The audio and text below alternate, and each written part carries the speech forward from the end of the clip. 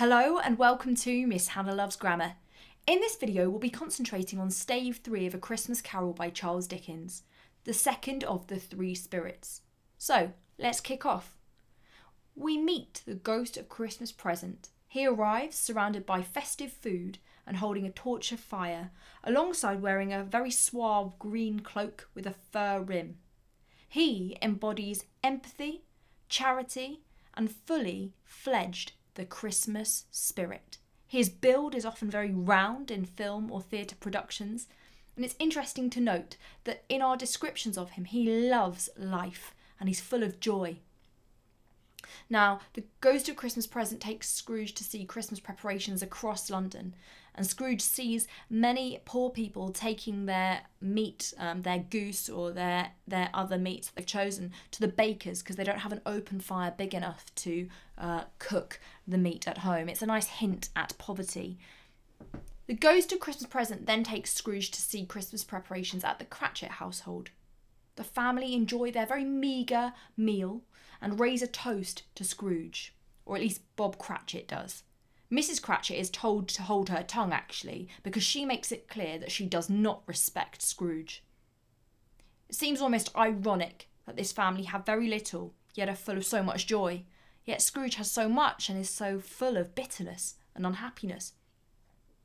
Scrooge tragically learns in this stave that Tiny Tim will die unless he gets the help he needs.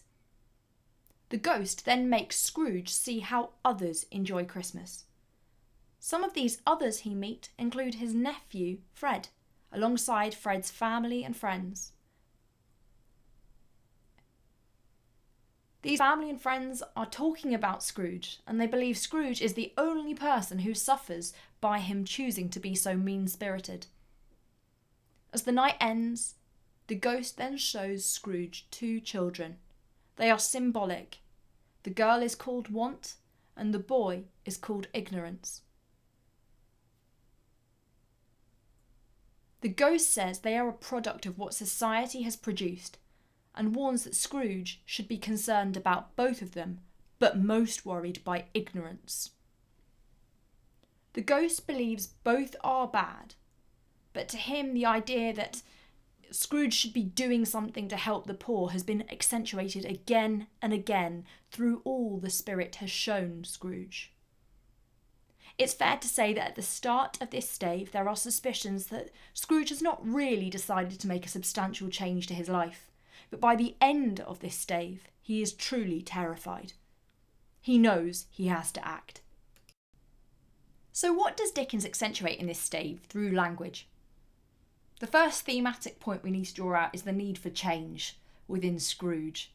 It's clear at the start of this stave that Scrooge is resistant to change.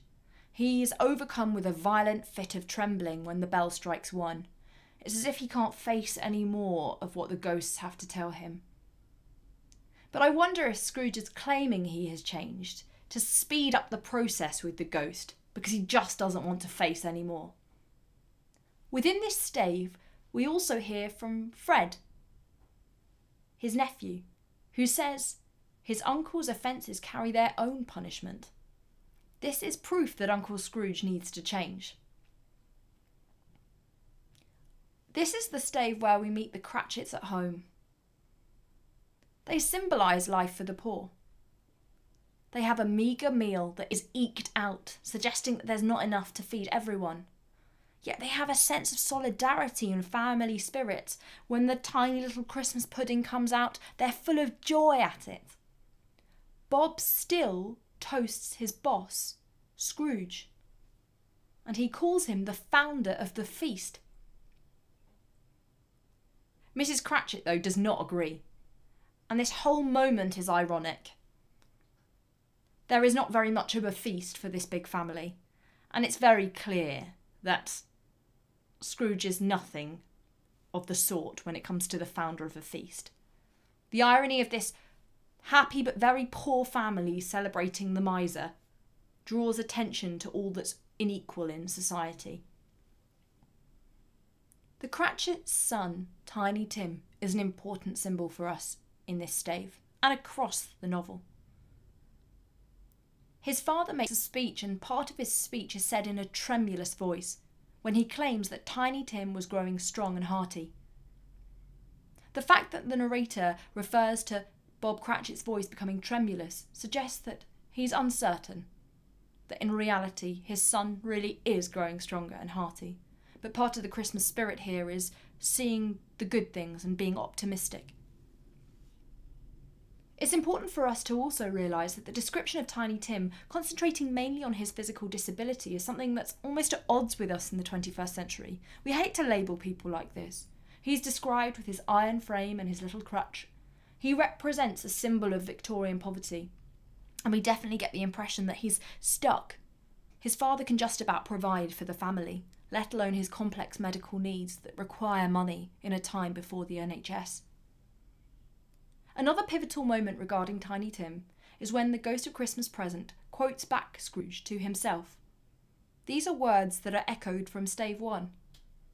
If he be like to die, he'd better do it and decrease the surplus population.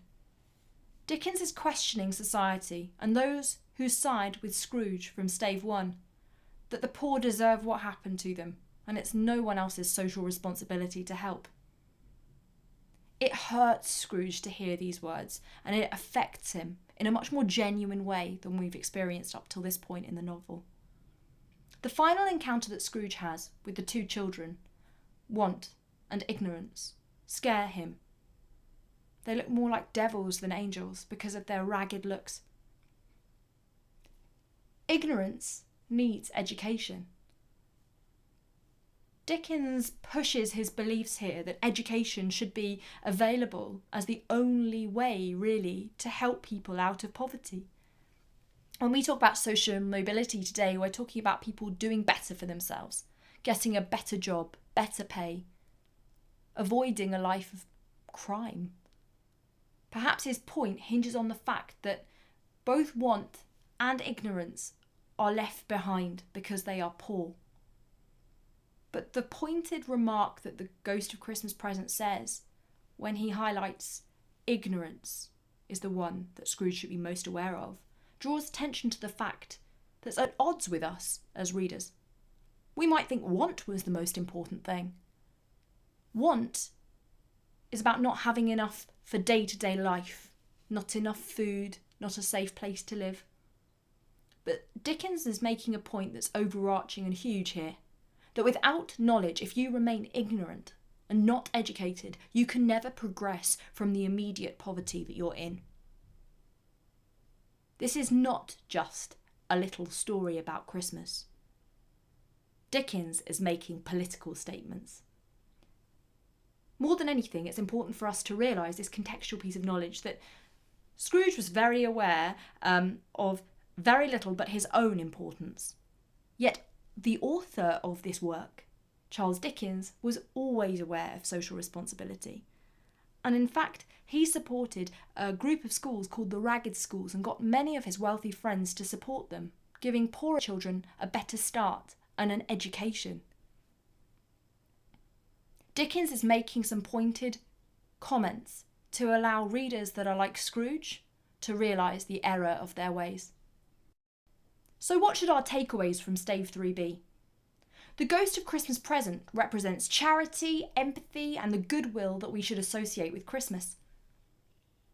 Dickens reveals more about the inequality of society through introducing us to many characters, the Cratchits as a family, Tiny Tim, and the two children, ignorance and want. The joy that the Cratchits have over Christmas highlights how intolerable Scrooge's view of the poor is. They make the best of very little, whereas he seems to make very little out of so much that he has. Fred is also shown to be the opposite of Scrooge once again. Like we saw him in Stave 1, he is always seeing the best in people and situations. Finally, ignorance and want are shared with Scrooge and the readers. We are all scared and shocked by what they represent, and we are meant to realise the social responsibility and representation we should have for others, the care and concern. And now we want to know if Scrooge has learnt the same lesson. Why not subscribe to Miss Hannah Loves Grammar for all things English, literary and grammatical?